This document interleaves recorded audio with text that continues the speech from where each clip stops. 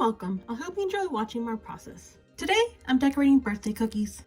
I'm starting this design by first outlining so that by the time that it dries, I'll be able to flood with white without having to worry that the icing will spill over the side, unless of course I use too much icing.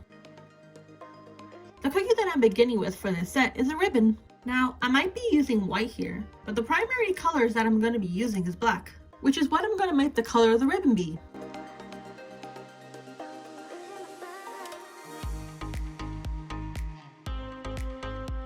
Whenever I make any type of ribbon, I like to start with the tail end first. And so that my icing looks more thin, I'm going to use a number 44 piping tip. Usually, when I do designs like this, I like to use my Lazy Susan to turn a cookie, but I'm going with the freestyle look for my videos, which now end up with me using my hand for this. And it just looks so awkward to me now that I'm looking back at the footage, especially because I can't keep the cookie in one place as I turn it.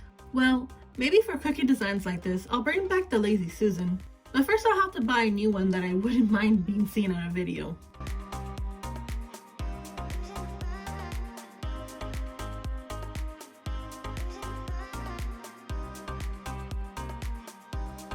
Anyways, on to the next design of this set, which is a coffin. Now this outline gave me a little bit of trouble, because I made the icing a bit too stiff and it kept breaking on me.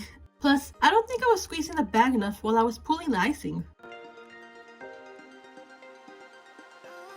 For this flood, I'm going to add black glitter after. So to make sure that the glitter doesn't stand out too much, I'm making sure the black is a darker shade than I usually do. And I think it turned out well. The glitter doesn't stand out as much as it did in the previous attempt. Yes, I did do a previous attempt with a lighter shade. I just erased that recording because I didn't think you want to see it twice. This is so much better. Totally learned my lesson from last time. You can even see how fluid the icing is.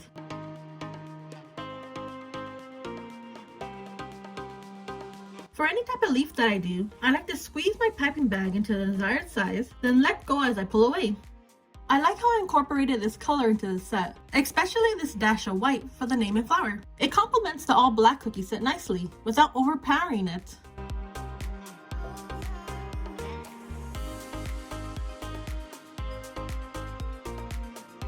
You make a flower about the same way that you make a leaf, but just change it a little bit. So with the number 13 piping tip, you first squeeze a bit of the icing into the desired size that you want. Then you swirl to the white in a circle motion.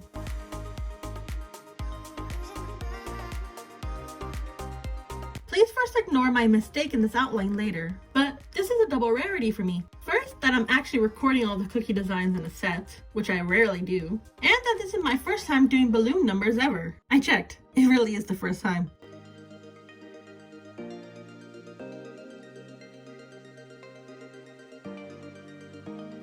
Since these numbers are meant to be balloons, I'm making the font more bubble-like than I usually go for. Not that I don't like using this type of font, but because my customers don't usually choose it.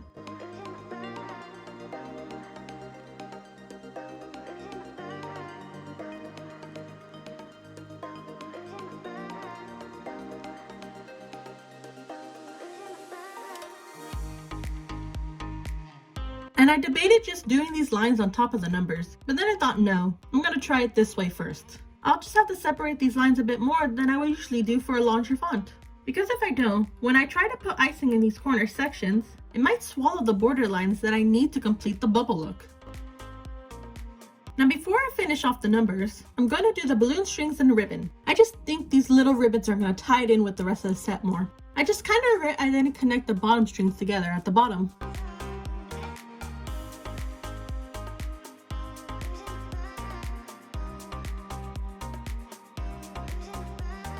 Because I don't want my icing to crater as much, I make my icing flood thicker than I usually do. But when working with small areas like this, there's just more chance of the icing to crater if it's more liquidy, and struggle with fill it in.